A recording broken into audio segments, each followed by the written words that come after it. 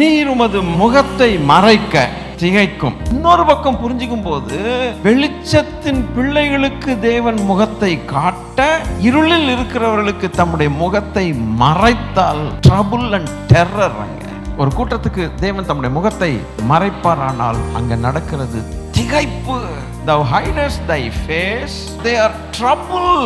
எனக்கு என்னன்னா அந்த ஆங்கிள் தான் இப்ப போகுது யோசனை. வெளிச்சத்தின் பிள்ளைகளுக்கு ட்ரபுள் இல்லை, கலக்கம் இல்லை.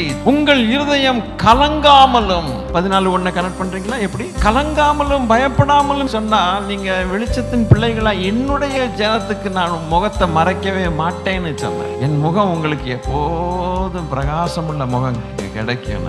ஆனால் நான் வேண்டாம், என்னை விரும்பாத ஒரு கூட்டத்துக்கு நான் என் முகத்தை மறைக்க வேண்டிய ஒரு சூழ்நிலை வரும். அந்த காரியத்தை நான் செய்யும் பொழுது அங்க ட்ரபுள் உண்டாயிருக்கும், டெரர் உண்டாயிருக்கும். and that place will be trouble, disappointment.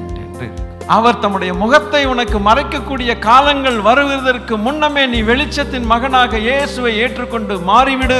உண்டாக்கின ரட்சகர் உன் இருதயத்தில் இடத்தை கேட்கிறார், விரும்பி கேட்கிறார். கதவை தட்டுகிறேன் என்று சொல்லுகிறாரே, நான் வந்து கதவை தட்டுகிறேன். மேபி இந்த மெசேஜ் மூலமாக கதவை விரும்பிட்டார், உனக்குள்ளே வந்து தங்கணும்னு விரும்புகிறார். நீயோ மத மாற்றமும் பணமாற்றமும் அந்த மாற்றம் எல்லா மாற்றத்தையும் சொல்லிட்டு கடைசியில் ஏமாற்றம். அவர் ஒரு நாள் தன்னுடைய முகத்தை மறைப்பார். முகத்தை மறைக்கிற அன்று ஏமாற்றம் அடையும். ஏமாற்றம் அடையாதபடிக்கு இயேசுவை ஏற்றுக்கொண்டு ரட்சிக்கப்பட்டு பரலோகத்துக்கு செல்லலாமே.